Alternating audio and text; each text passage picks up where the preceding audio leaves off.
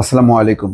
একটা গুরুত্বপূর্ণ খবর, সেটি হচ্ছে পাকিস্তানের পররাষ্ট্রমন্ত্রী ইসহাক দার আসছেন দৃষ্টি রাজনৈতিক ঘনিষ্ঠতায়, এই শিরোনামে রিপোর্ট।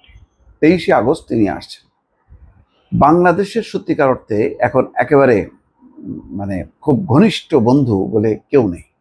একটা সুযোগ নিয়েছে ভারত, যেহেতু সরে গেছে, চীন এবং পাকিস্তান সেই সুযোগটা নিচ্ছে। এখন এই সুযোগটাকে বাস্তবে বাংলাদেশ তার মতন করে কাজে লাগাতে চায়। বাংলাদেশ এমন কোনো উত্তেজনা তৈরি করতে চায় না যাতে আবার ভারত বিক্ষুব্ধ হয়। এই কারণে চীনের আগ্রহ যে পাকিস্তান এবং বাংলাদেশকে নিয়ে একটা জোট করা, আঞ্চলিক জোট করা, কিন্তু রাজি হয়নি দুটি কারণে। এক হলো ভারত অসন্তুষ্ট হবে, আমেরিকাও ভালোভাবে নেবে না। এবং এখন তো যেই বাণিজ্য চুক্তি, সেই চুক্তির ফলে মার্কিন যুক্তরাষ্ট্রের সাথে যে ঘনিষ্ঠতা, চীন এবং পাকিস্তানের সাথে আলাদাভাবে কোনো জোট করা বা আলাদা কোনো চুক্তি করা, এটা বেশ কঠিন, অনেক কঠিন। চুক্তির নানান ধারা উপধারাগুলো আমরা এখনো দেখি নাই। দেখলে বুঝতে পারবো যে বাংলাদেশ কতখানি ছাড় দিয়ে চুক্তি করেছে। এখন তাদের কাছ থেকে গোলা বারুদ কিনতে হবে, বোয়িং বিমান কিনতে হবে, তুলা আনতে হবে।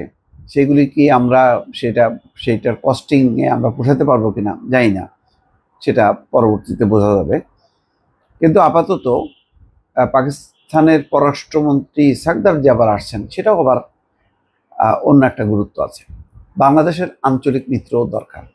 মার্কিন যুক্তরাষ্ট্র অনেক দূরে, কিন্তু প্রতি মুহূর্তে ভারত যে ধরনের সমস্যা তৈরি করতেছে, বিশেষ করে অনেকগুলো বাণিজ্য পণ্য তাদের দেশে রপ্তানিতে বাধা, স্থলপথে যে তৃতীয় দেশে পাঠানোর যেই সুবিধা, সেই সুবিধা মানে ক্যান্সেল করে দিয়ে একটা বিপদের মধ্যে ফেলছে বাংলাদেশকে। সেই অবস্থায় পাকিস্তানের সাথে এবং চীনের সাথে একটা সম্পর্ক অবশ্যই বাংলাদেশে যদি গড়ে না তোলে, তাহলে আঞ্চলিক তার মিত্র যদি না থাকে, তাহলে তো মহাবিপদ। তো সেই মহাবিপদের কারণে বাংলাদেশ চায় যে পাকিস্তান এবং চীনের সঙ্গে একটা ভালো আঞ্চলিক জোট, বা জোট না হোক একটা সমঝোতা, সেটা তৈরি করতে হবে বাংলাদেশকে। সেই দৃষ্টিকোণ থেকে বলা যায় যে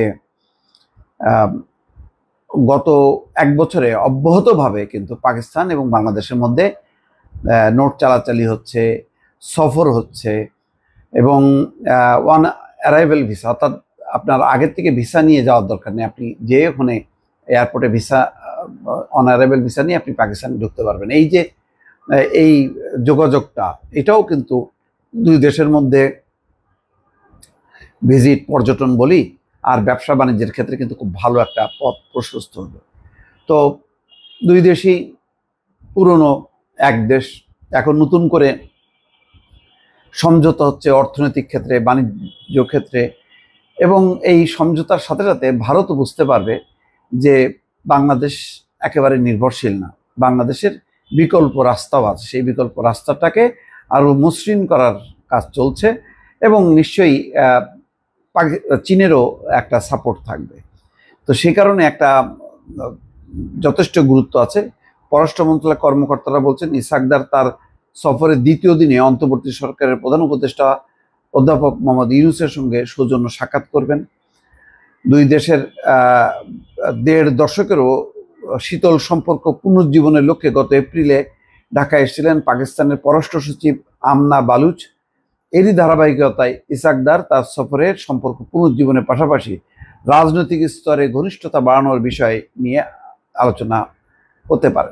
পাকিস্তানও চায় যে তার মিত্রটা বাড়াতে পারলে সে ভারতের উপর একটা চাপ তৈরি করতে পারবে। ভারত রীতিমতো কোণঠাসা করেছে, যদিও এই অপারেশন সিঁদুর, এই যে অভিযান চালিয়েছিল, সেই যুদ্ধের পরিণতিতে ভারতকে ভুগতে হয়েছে। ভারত এখন নিজেই স্বীকার করে তাদের কতগুলো যুদ্ধ বিমান পরাস্ত হয়েছে, এবং সেটা যে তারা ধরতে পারেনি, এবং ঘটনার আকস্মিকতায় তারা যে অনেকটা বিমূঢ় হয়ে গেছে, সেটা তারা এখন কিন্তু প্রকাশ করছে ধীরে ধীরে।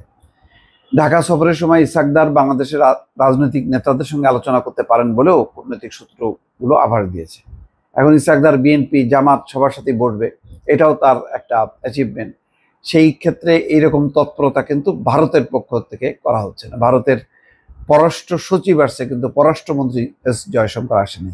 অথচ খুব কাছের দেশ, জয়শঙ্কর সেটা করতে পারতো, কিন্তু করেনি। ওই যে 5ই আগস্ট, গত বছর 5ই আগস্টের সরকার পট পরিবর্তনের পর থেকে একটা শীতল অবস্থা, এবং বরং বাংলাদেশের উপর নানাভাবে চাপ তৈরি করা হচ্ছে, সেই বিষয়গুলো তো আছেই।